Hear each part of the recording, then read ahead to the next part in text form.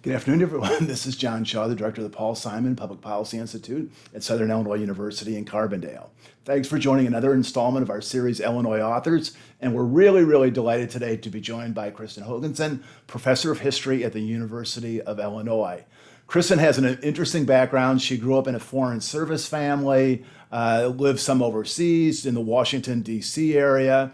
She went to undergrad at Yale and then worked for a while, came back to school, got her doctorate in history at Yale, then went to Harvard for a teaching assignment, worked there for a number of years, and then she and her husband moved to Champaign, Illinois, for positions at the University of Illinois.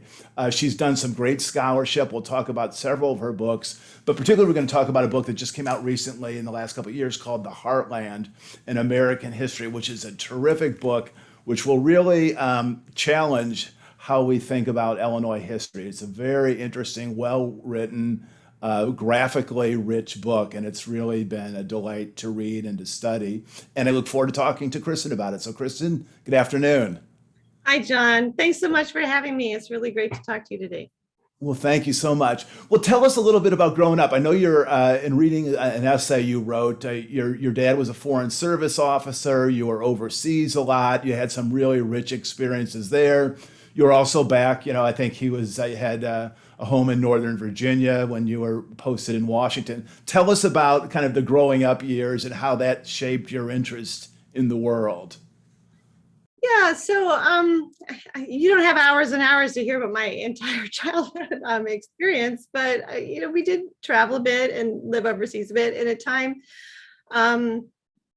before the entire world was kind of self-consciously globalized. I remember as a child, for example, like sitting on the lap of pilots flying a Pan Am plane across the Pacific. You could never do that now, but I think I experienced the world at that time through the eyes of a child, not through a foreign policy expert. But what I realized later in life when I went back to school to get my PhD in history, I went back to study women's history, but I couldn't get over my childhood as a foreign service kid and was always very curious still about US and the world kind of topics, which then eventually led to my first book, which was a gender history. It was on masculinity and manhood in the Spanish American and Philippine American wars. So the gender was there with the masculinity, but I went down a foreign policy direction, which I think is a result of family dinner table conversations and early childhood experiences.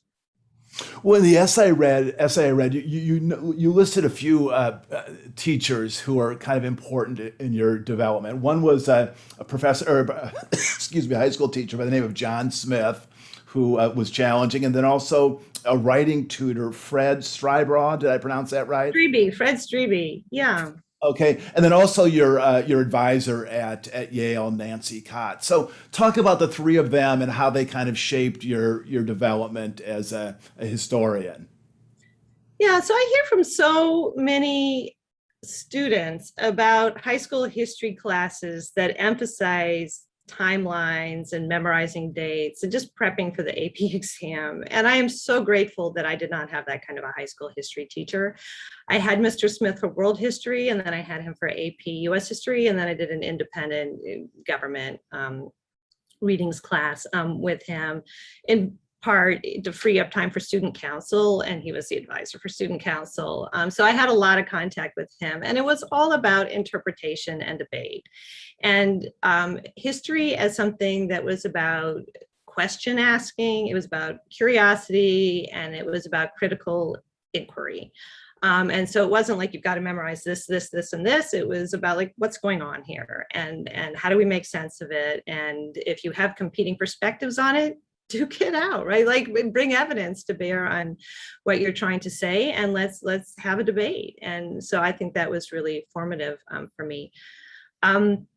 As I said in that essay you read, I had big athletic ambitions as a young person. I was really into rowing. I went to a public high school, but Northern Virginia, we were by the Potomac River. We had a crew team, and I lived to go out on the water. That was my passion in high school. And as a result, I think I didn't spend as much time as I might have thinking about things like writing. And when I got to college, I felt like I really was not a very good writer. I didn't do very well freshman, sophomore year. So maybe it was because I was always doing sports, but I think I hadn't really learned some skills that I subsequently learned. And Fred Strebe was just instrumental in helping me become a better writer. And I feel like there's some people who can sit down now at their computer and just hammer out things. I think they're rare. I think most of writing is about revising and reading your work critically and going back and taking another look and fixing it, sharing it with readers, getting their feedback, what they don't understand. So I think writing is a process, not just, you either have the gift or not. But Fred Strebe gave me a lot of tools. And one of the main ones was I would go in with a draft of paper when I went to see him, and he would have me walk him through the paper. What's your argument? And then how does the first paragraph support it, the second paragraph, the third? You had to be able to explain, to paraphrase. You couldn't just read them the sentences. You had to be able to say it in different words to paraphrase the point of everything. And if you couldn't do that, or if I couldn't do that as the person going in to talk to him, then that told us something, right? Like I didn't understand what I was trying to say. And so I think the main thing that he taught me to do was to self-edit and to look for kind of logical flow and clarity across paragraphs, and to be more aware of the reader, and to think about how, even if I might have had a lot of the pieces of what I was trying to say in my head, the reader doesn't have that in their head because they haven't looked at all the primary sources or read the books or done the research. And so to always be thinking about what does the reader know, and to make sure that I'm putting enough of those miscellaneous things from my head down on the page so that the reader can follow along. So I'm greatly indebted to him for helping me become a better writer. And then Nancy Cott, I'm just so fortunate to have had her as an advisor. So I started off as an undergrad as an American Studies major, not as a history major. And again, I think that in part is my foreign service background, right? Just kind of the curiosity, what is my country, right? What is this history, but also literature, film, kind of sociological, anthropological, kind of approaches to understanding this like very complicated thing that is the United States. And early on, I was going down a literature track, but we had to write junior seminar papers. And I wrote on Carrie Chapman Catt and the National Committee for the Cause and Cure of War. And so Catt was a leading suffragist. And then after the passage of the 19th Amendment, she, like many suffragists, turned to peace activism. And so for my junior paper, I pursued that and was just really interested in their kind of language of female superiority. They thought that women were moral and morally superior to men, basically, and men were at heart kind of killers, and they needed the female, instincts and essential attributes to promote better international understanding. And then for my senior essay, I decided I wasn't going to go down the literature route, that I was becoming more of a historian, and I decided I would follow those women in the peace movement into their lobbying efforts to try to figure out how do they take this kind of women-centered rhetoric and try to, influence congressmen who were male in the time period, overwhelmingly so. And so then I spent a lot of time looking at testimony before congressional committees, and I was so fortunate that Nancy Cott agreed to become my senior thesis advisor. And she is just brilliant and, laser sharp. You're wrong on the following 5 counts, 1, 2, 3, 4, 5, and gave me great feedback. And then as you said, I took time off, but then decided to go back to grad school after trying some other things and realizing, if I was going to be working 70 hours a week, I wanted to be doing something I really enjoyed. And history was that thing. And then I was very fortunate to have her as my dissertation advisor as well. And then your dissertation became effectively the book that you had referenced earlier, Fighting for American Manhood, How Gender Politics Provoked the Spanish-American and Philippine-American Wars. I know that represents years of work, but if you had to kind of summarize where you were going with this book and this research, how would you do so? Yeah, so that policymakers are not just, abstract intellectuals who don't exist in a cultural context, that they're profoundly shaped by the cultures they live in. And one of the cultural phenomena that has affected their outlooks and policies has been gender. And that if you look at the wars around 1898, the Spanish-American Cuban War, the Philippine-American War, everyone thinks it's all about if thinking about gender as Theodore Roosevelt is the one-off, right, with his desire of like, we need a war for its own sake, that'll be good for the country. He was not a one-off, right? that kind of rhetoric was pervasive, and I argue it affected policy. Well, you came to U of I to teach, and the focus became just more American foreign policy, as I understood. Maybe they had other people who were teaching women's studies, and so that niche was inhabited. But I read an interesting essay you wrote about just how you teach American foreign policy, and I want to read a couple of sentences and have you sort of play off it. You said, "One of the greatest challenges I've encountered in teaching the history of U.S. foreign relations is convincing students that the history of the United States and the world is not just a story of presidential leadership and diplomatic dispatches. That is also a story of grassroots activists, immigrants, missionaries, consumers, and countless other ordinary people. Some of my students have resisted this interpretation because of their prior encounters with history, but many others have welcomed my efforts to open up foreign relations history, reporting that it helps them understand better the globalizing world in which they live." Talk about that approach to foreign policy as not just being, the Senate Foreign Relations Committee and the State Department, but a much kind of more inclusive and broader approach to the study of foreign policy. Yeah, so I think the field has just changed profoundly over the course of my career. So when I went to grad school back in the mid to late 1990s, the field was very much a top-down field that centered on diplomacy and elite policymakers. But for a number of reasons, including the fall of the Berlin Wall, the end of the Cold War, and greater attentiveness to globalization, but also due to things like the rise in social history and cultural history and attentiveness to ethnic studies and histories of human mobility and migration. The field has just utterly transformed since that time. And so all those topics that you just listed are now recognized as being, much more significant to the field than they were when I was an early career scholar, which is not to say that the diplomacy components of the story have gone away. To the contrary, they're still recognized as incredibly important, that, power matters, government matters, structures matter. But the cast of characters understood as being part of the story is a much broader cast of characters. And then the themes have opened out as well in ways that, I think are just really important for our understanding of the interconnected world that we inhabit today. Well, in this essay, you talk about coming to U of I think in 1999, and you refer to it as a, quote, sparky, collegial, democratic, principled history department that nurtures junior faculty. Tell us about your arrival at U of I's history department and how that department has changed over the years. Oh, I'm just so lucky to be here. I just, feel profoundly grateful for where I have landed. My department has shaped me in so many ways.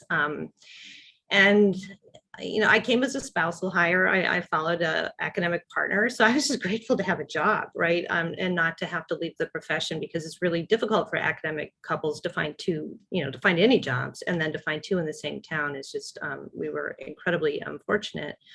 As you said, even though I had gone to grad school to study women's history, what my department needed was foreign relations. And I have to say, as a trailing partner, there was a little bit of bitterness about that at the time, right? I didn't want to have to reinvent myself, but I did, because that's what the department needed. And it was the best thing that possibly could have happened to me, because I think I was in on the ground floor of the scholarly developments I was just telling you about, which have just been transformative. The opening up of histories that had once been bounded by the nation state, where everyone would kind of study in their own national silo. You would do either US history or German history or Mexican history, whatever, and you wouldn't kind of look laterally unless you were doing diplomacy. Those days are over, at least for now. And it's been really exciting to be somebody who's been doing more global history, US and the world kind of history, foreign relations, broadly conceived history. And it's because of landing at UIUC that happened for me. And then one of the things I love so much about my department is that, it's a small town, and we socialize a bit outside of, just faculty meetings in the hallways. And it's a very collegial department where people talk across geographies much more than in my prior departments. And so that has been hugely beneficial to me. So it's really profoundly shaped my scholarship, as have the strengths in my department in ethnic studies, or histories of underrepresented or of U.S. minority people, which again, in terms of like the cutting edge scholarship that's defining history now and, I expect into the future for a considerable amount of time, that's where the action is. And a lot of the really path breaking work is being done. And so I've benefited from having colleagues, who've been able to guide me and help me with that. Well, you also write, you say, living in a college town in the middle of the Corn Belt has taught me new ways at looking at the world. And then you tell this wonderful story about arriving in Champaign the first couple of weeks or something. You turn on the radio and are kind of blown away to hear weather reports from China and Brazil and Australia. And then, we're going to be moving into the Heartland. You just got a sense that, rather than just being a totally insular place, there was a lot more going on. Talk about that if you would. Yeah, so I have to say, having grown up, mostly on the East Coast and a little bit out of the country, even though if you do my genealogy, I have family that goes back like at least 6 generations in the Midwest. I think I bought into some of the myths and stereotypes about the rural and small town Midwest, about being a little bit more like insular, provincial. I confess to that. And as you say, when I moved to Champaign, that first morning in town, I turned on the radio. It wasn't Argentina. It was, Australia. It was Argentina. Okay. Was on the radio account, as was the weather forecast for China and Brazil. And it was in conjunction, of course, with, the commodities markets, right? And grain production elsewhere. But back in Boston, when I turned on the radio, I never got weather forecasts, for different parts of the world. So that was just utterly mind blowing for me. And I realized, like, I do not understand the place where I have landed. And as I said earlier, I had been, doing a lot of reading stemming from the fall of the Berlin Wall and the greater attentiveness to, like, how do we think about global affairs in the aftermath of the Cold War, and globalization was the bandwagon that everybody was hopping on.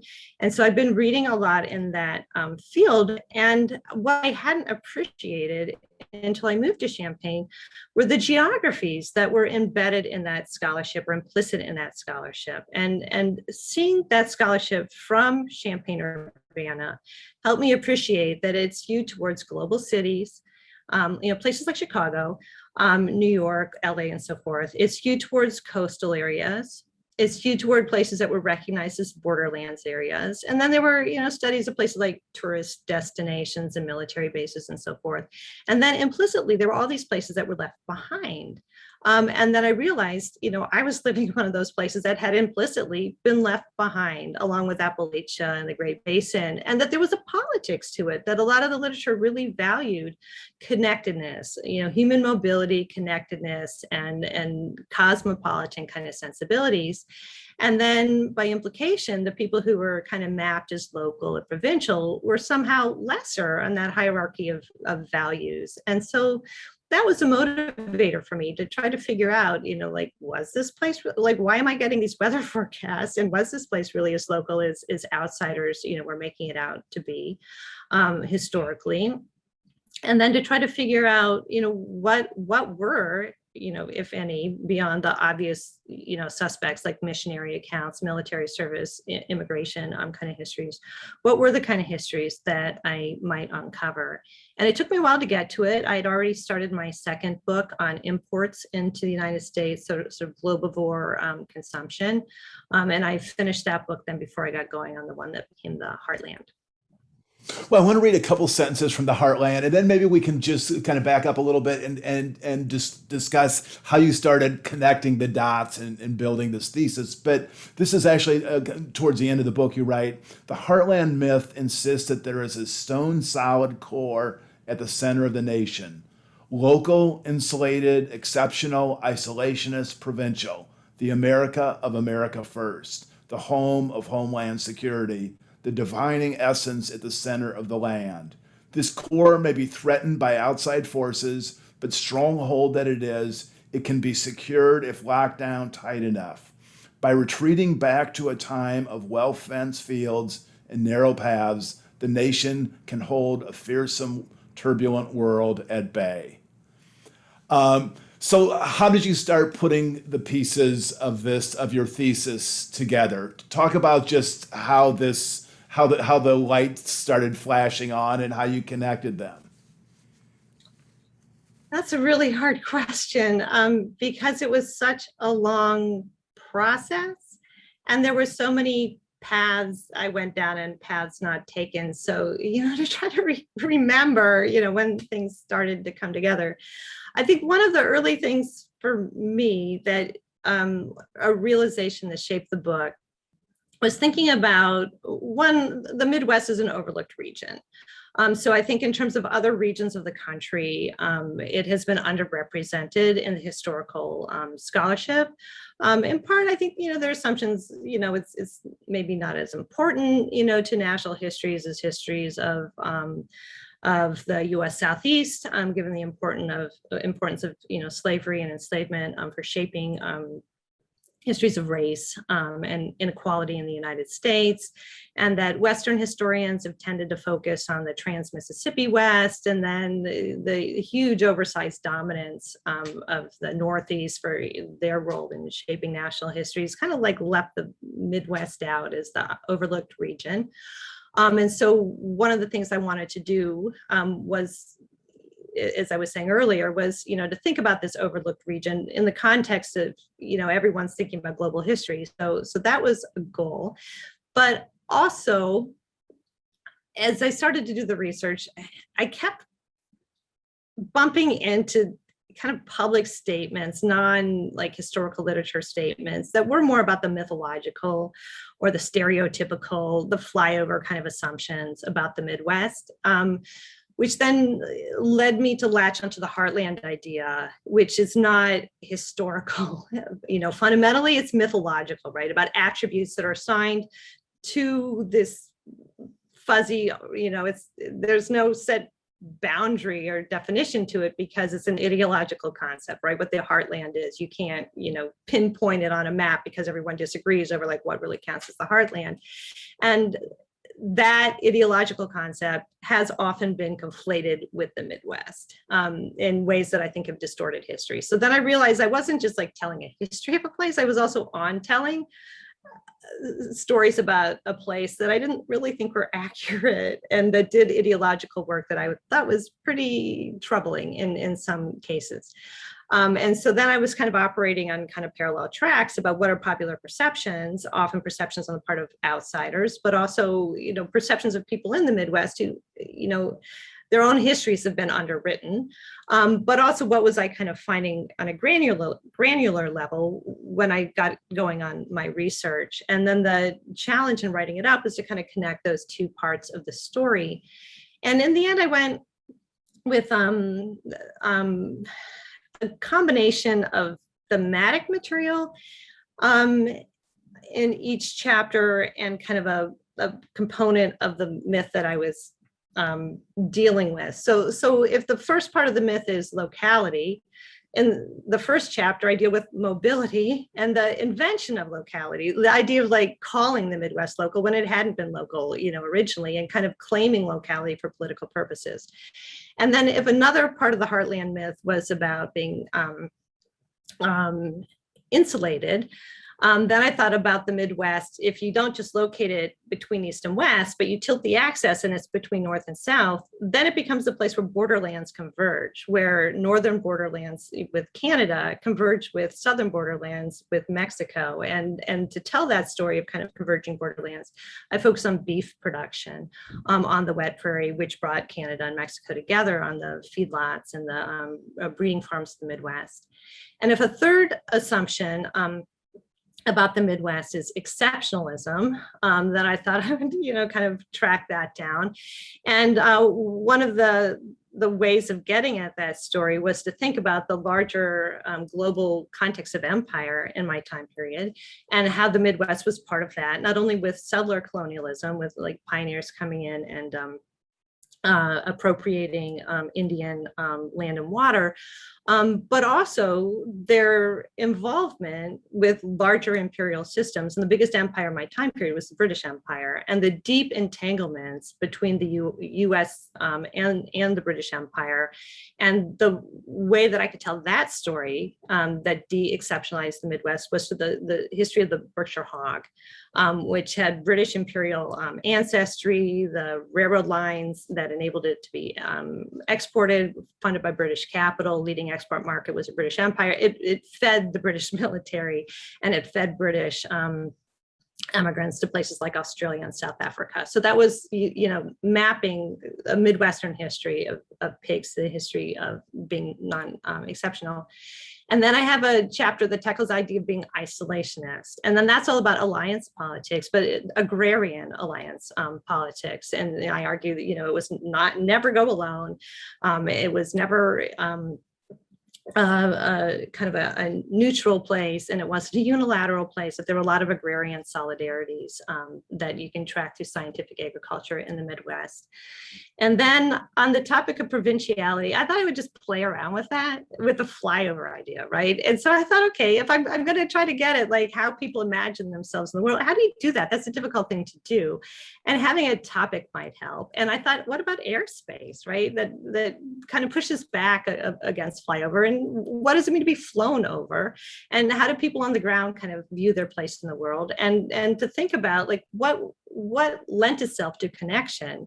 And it was really difficult for a long period of time to travel via land, which was really swampy, and to travel via water. There's snags, and before steamboats, it's the downstream, and water is also you have to follow the water routes. But air is just like open, and you can be linked to anywhere with few obstacles. So I have a whole chapter on geographic imaginings through airspace that involve things like meteorology, economic ornithology, which is hugely important for farmers, right? Using birds for insect pest control turned farmers into a major constituency for bird protection legislation.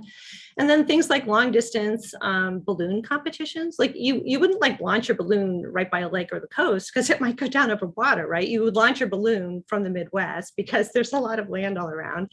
And then barnstorming, early aviation, and ultimately military aviation in the Rantoul Air Force Base. So those were, things that featured largely in the airspace chapter. And then the final chapter tackled the idea of the Midwest as a national safe space.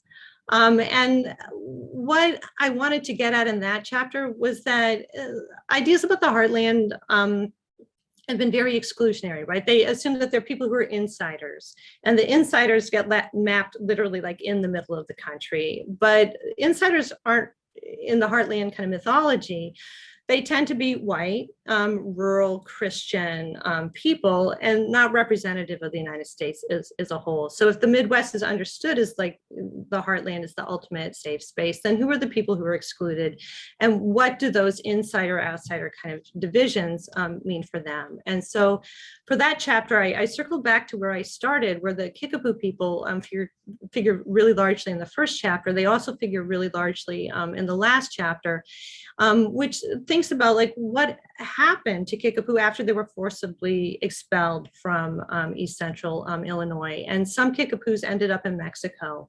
I try to tell parts of the story involving them that is a story of exile and dispossession and loss, and kind of reflects on wall building and efforts to tightly bound space, delineating between insiders and outsiders from the perspective of people who, were walled out from belonging, even though, their ancestors called the Midwest home, well before mine did. Well, and one of the kind of central frames of your book is Champaign County, kind of understanding the world from Champaign County. And and of course, the University of Illinois looms so large in this account. And you also reference scientific agriculture. I mean, we forget what an absolutely astonishingly important force agriculture was for generating transnational contacts and so forth. In fact, I want to read one sentence. You were talking about, you said, pick up a musty old farming journal, a rural newspaper, or an agricultural report from the Midwest, and you will find aspirations of conquering the globe. Talk about just agriculture and just sort of scientific agriculture education as this force of intensifying contacts. Yeah, so let me just start with the local history bit, and then I'll cut to scientific agriculture. So my method is local history, and I think I could have written a similar book about any county in Illinois, and in fact, any county in neighboring states, or perhaps the United States as well. So even though I take local history as my method, it's not like the story I tell in its fundamentals is unique to Champaign, but it was a great method because it enabled me. Basically, my method was to find a lead and then to track it down, to see how far it would lead me. And by having a small starting point, it enabled me to identify a number of leads that then I could conceivably follow. And I could, end up writing in the same book about like a polar explorer on the one hand and diarrhea epidemics and British ships on the other. It took me down all kinds of paths I never would have gone down if I had started with kind of a thematic, kind of conception of what I wanted to follow. But writing about a largely rural county made me focus on agriculture in ways in the beginning. I guess I was kind of naive. I had all these different themes. I thought I was going to pursue like religion and so forth. And I realized like I'm writing about rural people, and agriculture is their livelihood. It's just, fundamental to who they are. And so it ended up being a book about, not just the kinds of global connections that you might find in any place, but focusing on the kinds of global connections that you would find in a rural agricultural community. And my time period is mostly the long 19th century. I have some stories that take us beyond that, but that's my core time period. So the time that's often seen as like the most local time, right? And I turn the most local time inside out and say, well, actually, the history of this place was global before it became local. And scientific agriculture was key to that. And so in part, it was, just like the composition of the state, right? The in terms of, the plants and the animals that you find in Illinois now are largely imported. Illinois is the Prairie State. It's the so-called Prairie State, but less than 0.1% of Illinois is native tallgrass prairie. And it's not just because of paving it over in big cities or suburbanization, but it's about imported species, and many of them were imported in the long 19th century, and they were imported purposefully as a means of production. The means of production was largely imported, and corn you could say is domestic, but it was like different strains. It wasn't the strains the Kickapoo people were planting that are now pervasive here. And soy was introduced, the other major crop Central Illinois was introduced in the early 20th century. And then farmers were, they were export oriented from the start, and they, wanted to make a good living. And so they, were experimenting with all kinds of things, with like wheat and oats and rye and the kinds of things they'd have in their own, farmhouse gardens, the cabbages, the raspberries, the apple trees, all imported. And they benefited from the U.S. Department of Agriculture, which sent out bioprospectors in this time period. It was a golden age of bioprospecting, and they would go search the world for seeds and promising plant material to enhance economic productivity. That was the goal. And also livestock breeding. It was an age in which there was much more purposeful kind of scientific breeding of animals, not just, every farmer would kind of breed their own herds, but people would specialize in breeding. And then we're going to Europe was a leading destination to import prized animals. In many cases, they would be bulls because they, could produce more offspring, but in some, cases like with the shorthorn cows as well. And often they were bulls that had been crossed with like their daughters and granddaughters and great granddaughters to make a very fixed line, and dense networks that connected the breeders, who shaped herds across the state with breeders in places like Canada and Northern Europe, and senses of like really belonging to a common agricultural community. And if people were investing in a particular animal line, then they're making investments that aren't just national investments, but all the shorthorn breeders have an interest in the success of the shorthorn breed because that's where their assets are. Ditto for the Berkshire pig breeders. And as someone new to agricultural history and the history of farming, the thing that was just most mind-blowing to me was just how racialized the animals were. Like they would talk about the pigs as Anglo-Saxonist pigs, and they would talk about the British pigs as being equivalent to British military personnel, that they could go dominate worldwide. They would prosper in any clime. They would dominate over native, pigs in any place in the world. They could fatten on anything, and that they were going to end up ruling the world. And ditto for the shorthorn animals, the ones that were imported from Canada and Britain, they could trace their ancestry in the herd books, and they were expensive animals. They were celebrity animals, and they often had aristocratic names. So the people who were investing in them, they're tied to aristocratic circles in Britain, and they understand themselves as akin to these British elites, many of them titled, and they're invested in these Anglo-Saxonist animals. And then they look at the animals that are also ending up on their farms in Illinois that they're importing for fattening purposes once they turn to, feedlot style corn fattening operations. Some of the animals were from Indian country, present day Oklahoma area. Some were from Texas, but a lot of them, the border between Texas and Mexico was not well patrolled in the time period. And the crossing back and forth across that border was really significant, with people rustling animals, building up their herds, buying low cost, cost animals and so forth. So they were also importing a lot of animals from Mexico for fattening purposes. And they understood them totally differently, in part because they were longhorns, they were lower value. Many of them were steers. They weren't going to be reproducing, but they also understood them in racialized terms as the African descended animals that were brought over from Spain at the time of Cortez, and that had only degenerated. And so when they're thinking about how to patrol the US Canadian border and the US Mexican border, these farmers are thinking about those relationships in terms of their human networks or lack thereof, with people in Canada and people in Mexico, and with how they understand animals in terms of racial attributes, with the assumption being that Mexicans need us studs to go down from Illinois to improve their stock, which, in the kind of racist context of the time, had both human and animal implications. And then when there were disease outbreaks, the tendency was we collaborate with Canada and we exclude from Mexico. We build barriers to entry from Mexico. So really, I think significant implications for thinking about how the United States should position itself in a hemispheric context that played out in specifically agrarian ways. And I could go on. There's so many more aspects of scientific agriculture. Let me just mention one more thing, which was just mind-blowing to me, which was international students and how they came to Illinois, to the University of Illinois, in the earliest years of the 1900s to study not only engineering in Illinois, but also to study agriculture. They were attracted by the scientific agricultural education that was offered here. In part under the leadership of Eugene Davenport, who was an early dean of the Ag School, who came to the post from Brazil. That he was from Michigan originally, but had done a tour in Brazil before he was hired by Illinois. He came back via Rothamsted, which was a leading research institute in Britain for agriculture. And when he visited Rothamsted, he's the kind of lesser cousin, right? They kind of condescend to let him tour the operations. And he ended up at Illinois, and he's like, I'm going to build an empire. I'm going to make Illinois, the leading place to study scientific agriculture. And he recruited students from places like Mexico and the Philippines and China and India.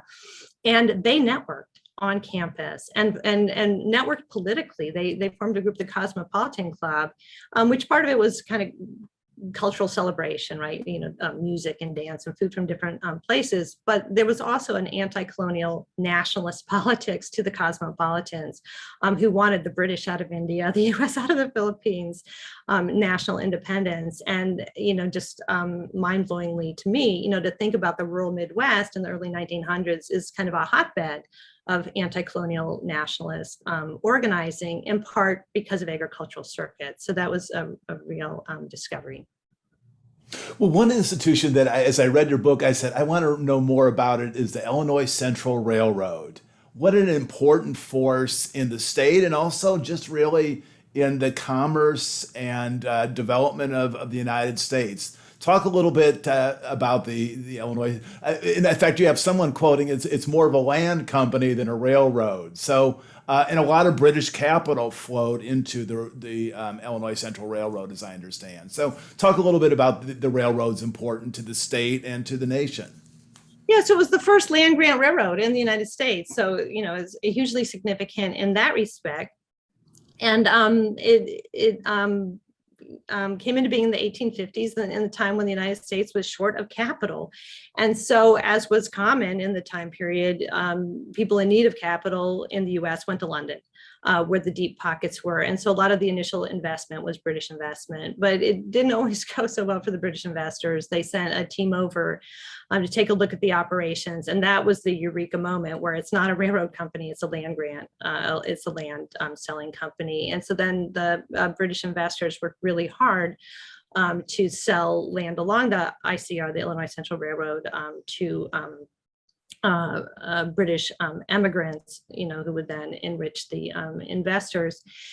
In terms of thinking about like export markets, one of the things that made it so significant is that traffic could go both ways. And previously, a lot of the traffic was channeled towards the low end markets of the South, right? So it was floated down rivers. We know, for example, thinking about Abraham Lincoln's experiences, you put it on a flat boat, float it downstream, and then, break up the boat and maybe walk back before steamships. And that tended to channel the traffic then towards the US South and to things like pork products toward feeding enslaved people, and towards Caribbean islands, which again the labor forces enslaved people, and so it's a low end market, right? Like plantation owners are not going to spend a lot of money to provide good, much less adequate food for enslaved workers, and so the understanding was that the big money was to be made in Europe, and then once the railroad was built, it enabled the hogs, the beef, the grain and so forth to be shipped north more easily. And it made Chicago the leading, kind of center for meat packing and more important for, its grain shipping. And Chicago then, through the Great Lakes and then through the railroads that then went to, New York was the leading port, but for livestock, even Halifax in Canada mattered. It channeled things to the East Coast, which then enabled the transatlantic shipping and access to the more lucrative markets of Europe, the high-end markets. And so the railroad was really significant in concentrating trade in Chicago, making Chicago, what it became, and then redirecting trade to Northern Europe in ways that really benefited Midwestern farmers. Right.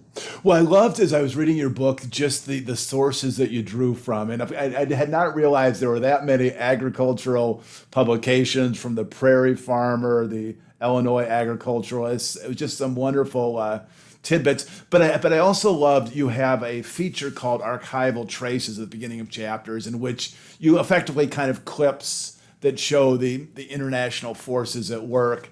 And I have one of them that I absolutely love, and I wanted to describe it real briefly and have you comment about it.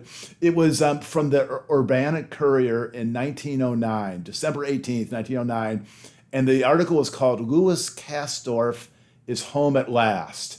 And apparently this was an 18-year-old boy, the son of Mr. and Mrs. Kasdorf of Urbana, who had run away 4 years earlier. And during that time, he had been to 9 countries: Australia, Japan, China, Egypt, Holland, Germany, England, and Scotland and Ireland. He'd been a sailor. He'd served in the Irish Army, tried to desert twice, was arrested, and then the consul general from the U.S. got him pulled out of jail, I guess, and sent back to Champaign. And the article says he's come home, but we're not sure for how long. Whatever happened to Louis, do you know? Or or even more broadly, how you use these kind of particular stories to just kind of tell a richer description of the human beings that were living while these big forces were at play. Yeah. So while you were talking, I thought of one more railroad thing. So let me go back, and then I'll talk about the archival traces and Castor. So the thing I forgot to say about the railroads is that early histories of US empire building that focused on agricultural exports did not pay attention to the imports that I've been talking about, right? To the importing the means of production. And one of the things that the railroad story helps us understand is, one, the importance of like imported capital, right? That enabled, you know, the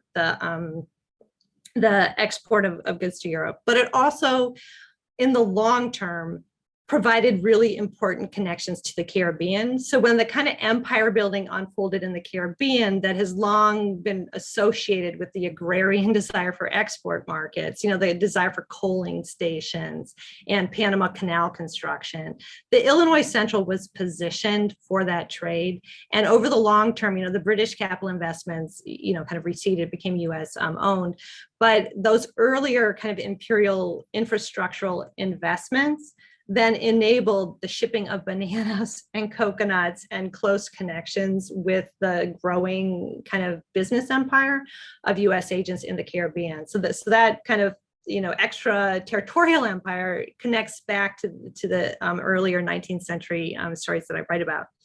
As for the archival traces, I don't know exactly what happened to Castro, but that's part of the point, that it was so hard to track down so much of the stuff that's in the book, right? Like when you read a history book, you think, oh, like, you know, this is easy stuff to do, right? You just, you know, kind of, I don't know, open an account and it's all there. But no, this is like finding needles in haystacks, which is one of the beauties of the local history method, is it limits your haystack, right? You have your haystack and you can kind of take it apart straw by straw, but it can be very challenging to find out, you know, what happened to people. And I think if I'd wanted to, I could have spent a lot more time on the story. But the point was, like, when I was doing the research, there were a million leads I didn't track down because I didn't have time, and I didn't want to write a 1,000-page book, but I wanted to put them in there to give a sense of different possibilities, to make it clear that I'm not telling the only story that can be told. There are countless additional stories that are out there, and to give a textured sense of, like, you know, here are some beginning points, you know, that one could follow, and they'll take you down a,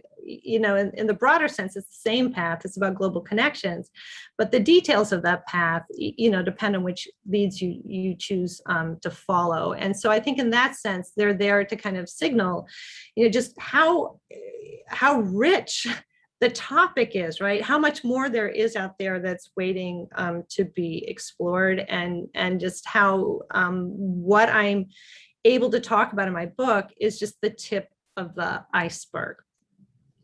Well, you mentioned in a couple contexts just this growing interest in Midwestern history, and I think in the last several years there's been an online magazine called Rust that deals with the Rust Belt. I think there's been a Midwestern History Association that has developed a Middle West Review, a couple really good books on Midwestern history. Do you think regional history is supplanting state history? And even maybe to some extent national history, that we're starting to look at the world more as just regions? That's a good question. So I don't think supplanting, but I think like supplementing and adding to, right? You know, I don't think it's a kind of a winner loser, you know, kind of situation, but that people who, you know, are particularly interested in Illinois history benefit from larger attentiveness to regional history, and regional histories benefit from deep attention to specific places. So I hope that it's a, you know, the rising sea lifts all boats kind of situation, instead of, if there's more attention to Midwestern history, then specific state histories are going to suffer. You know, I think that would be unfortunate. Does that answer your question? Yeah, it does. Well, we have a couple questions I want to get to, Kristin. One of them is from Catherine from Chicago, and she writes, in Illinois, there's a very real and perceived competition between the Chicago area and downstate. In your research and expertise, what is the greatest shared interest and opportunity that Chicago and the rural parts of the state share? And I might just say that in your book, you make some reference to an earlier book about 30 years ago by Cronin, who did some really kind of pioneering work on the relationship between Chicago and the rest of the state and the region. So I guess just broadly, the relationship between Chicago and downstate and how that has changed. Yeah, that's such a hard question to answer. I guess in part because Chicago and downstate share so much, as do, other parts of the country. And that's one of the fundamental points of the book, right? Is instead of thinking about ways in which, we can separate people, is to think about connections across different jurisdictions, right? Like that's an underlying main goal of the book. But let me just reflect a little bit on, how I'm in conversation with Bill Cronin's wonderful book, Nature's Metropolis, which is Chicago and the making of the Great West. Is I think he comes to the topic from urban studies, and so it's very much like a city and its hinterlands, kind of study. And he wrote that book before the whole turn to the global, and so there are kind of allusions to capital, outside of the United States, and some to like Canadian railroad routes, but it's very much a national story. And so writing in a different time period, I think I benefited from the whole like opening out to the global, and my book is much more focused on that than his. I think because of the conversations I was embedded in when I wrote my book.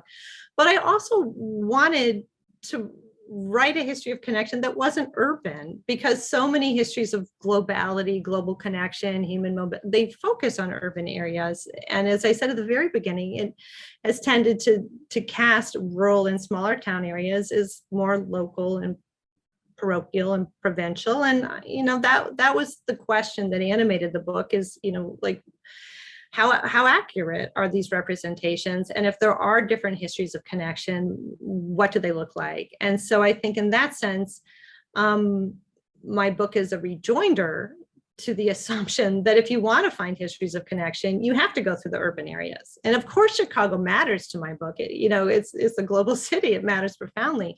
But a lot of the connections, if you're thinking about like agricultural circuits, they get routed through places like land grant colleges, and they get routed through places like Springfield with its, kind of publication landscape, and they get routed through things like livestock shows and breeders, kind of conventions and circuits, which are not always in Chicago, right? So there are different geographies of connection that I think are important for us to understand. Just to understand, the making of the modern world, but also so that people who live in small towns in rural America understand their own history, right? The history of the places in which they're living haven't always been inward looking, small scaled, small community kind of histories, but histories of connection and affinity and mobility and global awareness, that go back well before our own time. Good. Charles from Hoffman Estates asks, is it fair to think of Illinois as a battleground between isolationist and internationalist forces? Yeah, so that's $1 million question. So the Midwest has often been characterized as the most isolationist part of the country. And one of the things I argue about is that unfairly pins politics to place, right? And I think it's because the assumption is like coastal people can't be isolationists because they're on the coast, right? People in big cities can't be isolationists because they live in, multi-ethnic, multilingual, global cities. And if we want to imagine what an isolationist would look like let's just think about the middle of the country in a small community, right? And that's how we're going to define isolationism and have a face, or a place that can kind of represent those politics. But as I show in the book, it never existed, right? And there could be political moments in which representatives from different states might, be against the Versailles Treaty, but it doesn't mean they're isolationists. And that it kind of distorts, I think, politics by mapping it on to place, and it distorts place by kind of presuming there's a certain politics that historically hasn't existed. So that would be my response to that. Okay, good. Well, Kristin, I know one of the things that you teach is historical research and writing at the U of I. And there's been a lot of talk about just, on the one hand, a lot of rising interest in history from the kind of from the public, but the fact that historians have oftentimes or sometimes write in a kind of arcane, specialized language that is not accessible to regular people, and so they're kind of speaking and talking to themselves. As someone who's teaching rising scholars, I mean, how do you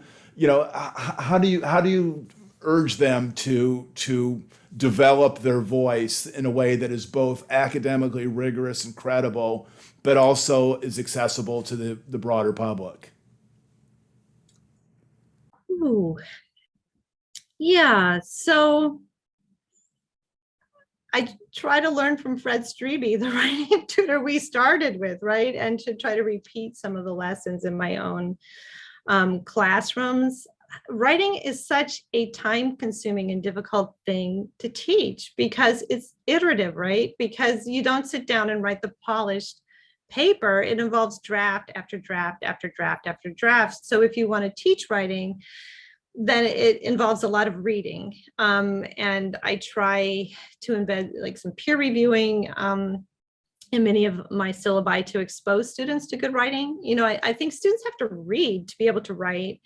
And you have to read extensively and voraciously and things in different genres and different voices. And so I think just, assigning exemplars of reading can be helpful, and then to pay attention, depending on the class, to how things are written. The close reading skills can, help students, think about how things are expressed in ways that might be able to benefit their writing. And I know we're moving it, especially in our grad program, but in the undergrad program as well, towards like thinking more broadly about career diversity. And part of that can involve assignments that are not just writing, kind of academic papers, but more kind of public facing writing like blog posts or op-ed pieces. And so in some of my classes, I try to craft writing assignments with different audiences in mind. So they're not just writing for me, the professor, but they're writing for imagined publics. And I think that can be a really useful thing to do. I once read an essay by Barbara Tuchman, the kind of the great narrative historian, who said something like, "Research is endlessly seductive, writing is hard work." Is that your experience? It's very hard work. Yeah, I just love the research stage. Maybe that's why my books take so long to come out, is that it's such a delight to just, follow those leads, to try to get to the bottom of things. And, if you're infinitely curious, and history is a great field for people who are infinitely curious, then you could spend lifetimes, right, just tracking down the leads before you ever feel ready to put things down on paper. And you really have to sharpen your thoughts when you start to write. And if you don't know exactly what you're saying, which is always the case for me, when you start to write, writing makes you think about what it is exactly that you were trying to say. And that is exhausting. But when you finally figure it out, there is nothing that brings greater joy, to me at least. Well, let me ask you finally, I saw in one essay this was maybe a couple of years ago, where you were pondering some kind of book related to the Great Lakes. Is that still something you're thinking about, or where are you on that project? Yeah, so the pandemic has really set me back a lot of my research, but I'm hoping to get it back up to speed now. And I spent a lot of time digging around over the last 2 years on different leads with the Great Lakes, and this is the research process, right? Like you could spend a lifetime following different paths. And the path that I think I'm going to go down is going to take me away from the Great Lakes, but it stems from reading about hydroelectric production across the US-Canadian border in the Niagara area. And the realization that US and Canadian firms subsequently invested together in hydroelectric projects in the Caribbean and central Mexico. And so as somebody who writes about like dollar, or reads and researches about like dollar diplomacy and informal empire, kind of economic empire in that area, it's a story of like US, right? Economic dominance and US corporations like the United Fruit Company kind of working independently. And the Canadian angle is not there. And I was like, well, this is interesting to me. I want to pursue it. And the more I pursued it, the more I realized that the larger history that I want to get at is one of infrastructure building, which is so incredibly timely now, right? In part because of like Belt and Road initiatives, but also because of our realization with climate change that our infrastructures from the past century are not up to the job ahead. And it's not only the technical components of them, the kind of engineering components, but the social justice components, right? The politics that went into infrastructure building. And the question that is just getting me really excited these days is, what did it mean that the kind of great day of infrastructure building that led to the big carbon era occurred in the heyday of empire? And how do those two stories fit together in stories of infrastructure building in places like the Caribbean and Latin America? And so that's the story right now that I think I'm going to end up following. And so it's a process. Ask me in 6 months, and it might be a little bit different depending on what I find. But I'm finding a lot of really interesting things, and I think I'll stick with it. Right. Well, let me ask you finally, how do you like to relax? Do you, when you're, I know you have heavy teaching responsibilities and you advise PhD students and write and research, but we had this interview with Margaret McMillan, who said that she loved to read mystery novels. That was sort of her decompression. Do you have a favorite way to just relax? Well, my neighbors think I'm crazy because I'm always like out grubbing weeds in my yard with my bare hands. I like to eradicate autumn olive, and I like to go hiking, which in East Central Illinois, I don't get a lot of elevation, but I do like to just be outside, to run, to hike, to garden. Yeah. Great. Well, Kristin, thank you so much for a really great conversation. The hour just flew by, and I would encourage people to read Kristin's book, Heartland. It really is a remarkably interesting book, and as I say, really helps you, kind of challenges you to think about Illinois in a different way. So, Kristin, we will stay in touch and look forward to reading more books that come out under your name. Thank you so much, John. It was just really fun. And thanks for the good work that you're doing with the Paul Simon Institute. Great. Thank you so much. And thanks to all of you for watching another edition of our series, Illinois Authors. We will have a video of this on our website on Monday, so please look at it, send it to family and friends. And thank you for supporting the Institute and keeping the memory of Paul Simon alive and well. Thanks so much.